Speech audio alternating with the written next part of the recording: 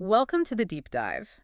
Today we're looking at a story that completely messes with the standard definition of success. It really does. You know, usually the story goes, small business, starts in a garage, gets big, builds a factory, and lives happily ever after. But today's story is about a company that built the factory, a massive, gleaming distillery. And then lost it. And somehow that's when they actually found themselves. It's a very counterintuitive journey, for sure. It forces us to ask a really an uncomfortable question. What actually makes a craft spirit?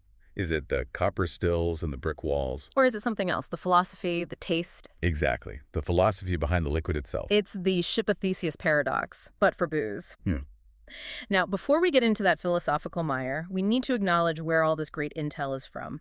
We are diving into the archives of Whisky.dk. Yes. And calling it just a website or a shop is, well, it's underselling it a bit. A lot, I'd say. Significantly. If you're based in Denmark, you probably know them. They're located in Vesterprud, just near Kolding. Which I've been told is a bit of a pilgrimage site. I mean, we are talking about Denmark's largest whiskey shop. They have a 500 square meter showroom. It's a warehouse full of temptation. It really is. It's just a massive resource. It was founded by Ulrik Bertelsen and Henrik Olsen way back in 2012.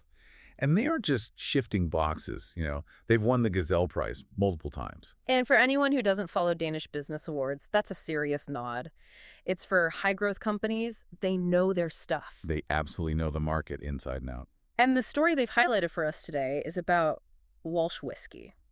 Now, if you're a casual drinker, you might know the bottle shapes, but the story behind that label is just wild. It really is. It involves an Irish coffee empire, a corporate divorce, and a mission to revive a style of whiskey that basically went extinct. It's the story of the modern Irish whiskey renaissance, all encapsulated in one family.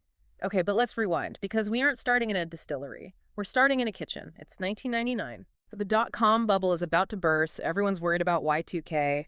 And in Ireland, Bernard and Rosemary Walsh are, mixing coffee? This is what I love about them. Most whiskey barons, they start with a fortune or a family legacy. Bernard and Rosemary, they identified a very specific and, let's be honest, a somewhat unglamorous problem. Which is? Making a good Irish coffee at home is a pain. Oh, it is. You have to whip the cream just right. You need the brown sugar, the hot coffee, the whiskey. You mess up the ratios and it's just sludge. Exactly. So they launched Hot Irishman. It was a pre-mixed, high-quality Irish coffee blend. It sounds a bit quaint now, but it was a massive commercial success. And it gave them cash flow. I want to pause there because I think we skip over that part too often. Yeah. In the spirits business, you usually lose money for, 10 years while your whiskey ages? At least. They hacked the system. They made money on day one with coffee. That is the key. They built a war chest. By 2005, they moved into liqueurs with the Irishman Irish Cream. They were building a brand reputation for quality, but they weren't yet whiskey makers in the purest sense. But they had the money. They had the capital to take the next step, which was the real dream, premium Irish whiskey. Okay, and this is where we need to set the scene, historically. Because you've mentioned to me before that Irish whiskey in the early 2000s wasn't exactly the powerhouse it is today. Not at all. To understand the Walsh Whiskey mission, you have to understand what was lost. In the 19th century, the 1800s Irish whiskey was the global standard. It was bigger than Scotch. Really? Bigger than Scotch? Oh, yeah. It was the champagne of spirits. And the style was very specific. Big, oily, spicy pot, still whiskey. But by the time Bernard and Rosemary are starting out, that style is just gone, right? Effectively, yes. I mean, through prohibition, trade wars, economic collapse, the Irish industry just imploded. By the mid-20th century, it was a monopoly dominated by lighter, cheaper blends. That heavy, complex style of the Victorian era was a memory. So Walsh Whiskey wasn't just trying to launch a brand. They were trying to resurrect a ghost. Precisely. They wanted to bridge that gap between the golden era and the modern drinker. They launched the Irishman whiskey range and later Writer's Tears. And at this point, they were just sourcing the liquid. Sourcing liquid, blending it to their own specs, and selling it. And it worked. People loved it. But here is where the ego or maybe just ambition kicks in. It's not enough to curate someone else's liquid. No, they wanted to be the ones tending the fires. So in 2013-2014, they announced the Royal Oak Project. This was huge news. A massive distillery in Carlow, the first one in that region for over 200 years. The scale of this thing was just nuts for a family business. A 40-hectare site, capacity for 8 million bottles a year. But they They couldn't pay for it alone, could they? No. Even with the Irish coffee money, a distillery of that size is a black hole for capital. So they brought in a partner, Ilva Serrano. The Di Serrano people, the square bottle, amaretto liqueur. The very same. An Italian giant. On paper, it looked like a dream team. Sure. You've got the Walsh family with the vision and authenticity, and Ilva Serrano with the global distribution and the deep pockets. It should have worked. They build the thing. It's beautiful. They have 3 giant pot stills, 3 column stills. They can make all 3 types of Irish whiskey. Pot still, malt, grain. They are living the dream. And then 2019 happens. The divorce. And this wasn't just a friendly, we're parting ways press release. This was a hard split. It was a fundamental divergence in strategy, and we can speculate on the details, but usually in these corporate marriages, it comes down to volume versus premiumization. A giant like Ilva Serrano needs massive volume to feed their global machine. And a founder like Bernard Walsh often wants to protect that niche premium quality. Something had to give. So who got the house? The Italians got the house. Ilva Serrano took full ownership of the Royal Oak Distillery, the building, the stills, the land. They renamed it the Royal Oak Distillery, and they now produce the busker there. Wait, hold on. I want to linger on this because it just seems like a disaster for Walsh. They spent years designing this place, building it, cutting the ribbon, and then they just walked away empty-handed. Not empty-handed, and this is the brilliant, if painful, twist. They lost the hardware, but they kept the software. What does that mean? Bernard and Rosemary retained full ownership of the brands, Reuter's Tears and the Irishman. But they have no distillery. Right. They went from being distillers back to being independent brand owners. That feels like a demotion, though. You go from owning the factory to just buying juice again. See, that's the traditional view. But Walsh Whiskey spun this into a new philosophy. They coined the term whiskey creators. Okay, that sounds a bit like marketing fluff. It does, but there's a real historical precedent for it. Think about Bordeaux or Burgundy in wine. You have the negociant, the negociant. They're merchants who buy grapes or jus from various farmers and blend them to create a wine that's often more famous and more expensive than anything the farmer could produce alone. The skill isn't the farming, it's the selection, the blend. So Walsh is arguing that they're the architects. They don't need to lay the bricks to design the building. Exactly. But to make that argument stick, to convince people they weren't just bottlers, they had to get incredibly strict about their process. When they lost the keys, they had to codify their identity. That's where their 3 pillars come in. Okay, let's break these down. Because if you're just buying whiskey from other people, how do you make it yours? Pillar number 1, triple distillation. Non-negotiable for them. Most scotch is double distilled. Why the 3rd run? It changes the texture. Double distillation leaves more oils, more heavy compounds. Think of it as a thicker, rowdier spirit. Okay. Triple distillation strips that back. It creates something lighter, fruitier, more elegant. It's the classic Irish signature, and Walsh insists on it. Got it. So it has to be smooth. Pillar number 2. This is the big one, and we need to correct a common misconception here.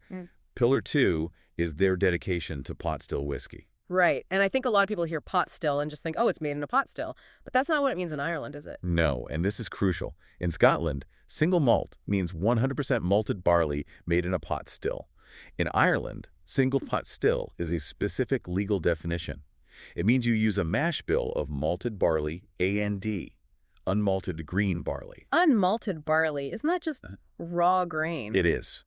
And it's a nightmare to work with. It's sticky, it clogs up the machinery. But the flavor, it's magic. What does it do? Malted barley gives you that biscuity, sweet flavor. Unmalted barley gives you a creamy texture and this distinct, prickly, spice white pepper, ginger, green apple skin. Okay. So when Walsh says they focus on pot still, they're focusing on that spicy, creamy texture that defines the historic Irish style. Exactly. And sourcing that is difficult because not everyone makes it. It was the style that almost died out. So by championing it, they are keeping a heritage alive. Okay, so we have triple distillation for smoothness, pot still mash for spice. What's the 3rd pillar? The 3rd pillar is where they really justify that creator title, advanced cask management. Again, sounds like buzzwords. Everyone uses barrels. True, but think of the tea bag analogy. Go on. Think of the oak barrel as a tea bag and the new make spirit as hot water. If you use a brand new tea bag, you get an explosion of flavor immediately. If you use a tea bag that's been used 3 times already, which a lot of cheaper whiskey brands do to save money, you just get brown water. You get brown water, but very little flavor. Walsh is obsessed with finding house tea bags. They pay a premium for first-fill bourbon barrels, premium sherry butts, and exotic casks like Marsala wine or rum casks. So they're relying on the wood to do most of the work. Up to 70% of the final flavor. Since they aren't distilling the spirit themselves anymore, they have to be masters of the maturation. That makes perfect sense. If you can't control the birth of the spirit, you have to control its upbringing. That's a perfect way to put it. So let's taste the legacy. They have these two main children they kept in the divorce. Writer's Tears and the Irishman. Let's start with Writer's Tears. It's a great name, by the way. It is. It evokes that romantic, slightly tragic era of James Joyce and Oscar Wilde. But the liquid inside is actually a history lesson. The flagship bottle, the copper pot, is a blend. But it's not a normal blend. Normal blends have grain whiskey, right? Which Yeah. is the cheaper stuff made in columns. Exactly. Most Irish blends on the shelf are maybe 20% pot still malt and 80% grain whiskey. Grain whiskey is light, cheap, it's a filler. Writer's Tears has 0 grain whiskey. None at all. None. It is a blend of single pot still and single malt. That is it. That sounds expensive to make. It is, but it recreates that champagne of Irish whiskey style from the 1800s. When you drink it, you aren't getting that thin alcohol burn you can get from cheap grain blends. So what are we tasting? If I pour a glass of Writer's Tears right now, what hits the palate? First, you get the fruit big bursts of apple and pear from the triple distillation. Then, you get that mouth-coating oiliness and the white pepper spice from the unmalted barley in the pot still component. And the finish. Finally, you get this honeyed sweetness. It's incredibly dangerous because it's so drinkable, but it has real weight to it. And this isn't just for beginners. This bottle won a gold medal at the San Francisco World Spirits Competition. That's not a participation trophy. No, that is serious validation. Okay, then we have the other sibling, the Irishman. How is this one different? If Writer's Tears is about history and that specific pot still blend, the Irishman is about modern elegance and single malts. This is where they really flex their wood management muscles. This is where we see those Marsala casks you mentioned. Yes. They have a core single malt that actually won Spirit of the Year in London. But the special releases are where it gets really fun. Marsala is a fortified wine from Sicily. It's sweet, nutty, intense. And putting Irish whiskey in a cask like that. It creates this Christmas cake profile. You get raisins, figs, dried cherries, candied peel. It's just lush. They also do Caribbean rum casks for a tropical twist. The Irishman is their playground for showing how wood can transform a spirit. So we have a company that started with coffee, built a distillery, lost a distillery, and then reinvented themselves as whiskey architects. It's a hell of a story. Yeah. But I want to push back one last time. Go for it. Does it matter to the consumer that Walsh doesn't make the whiskey themselves? Is there a part of the soul that's missing because they're just sourcing it?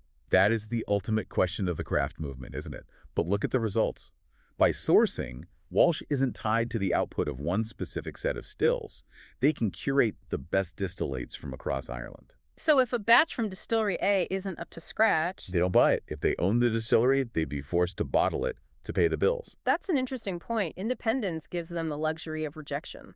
Exactly. They're loyal only to the flavor profile, not to the machinery. And frankly, in the 19th century, that golden era everyone worships, most whiskey was sold this way.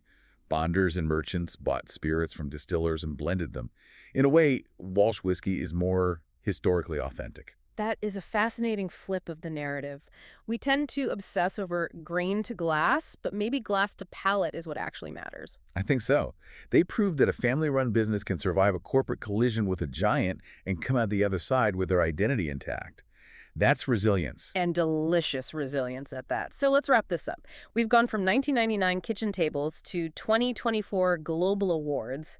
We've learned that pot still means spicy, unmalted barley, not just a copper kettle. And we've learned that sometimes losing your dream house forces you to build a better home. And that Irish coffee can finance an empire. A crucial lesson. So if you want to experience this resilience for yourself, or if you just want to find out if Writer's Tears really does taste like apples and spice, you know where to go. Whisky.dk. The Shrine Investor Brood. Check them out online, or if you can, visit that showroom. It sounds like a place you could get lost in for days. Just bring a designated driver. Always. So I'm leaving you with a challenge, listeners. Next time you pick up a bottle, don't just look at the age statement. Look at the creator. Ask yourself, is this a product of a factor or a product of a selection? Walsh Whiskey suggests the magic is in the mind that chose the cask. Slaw.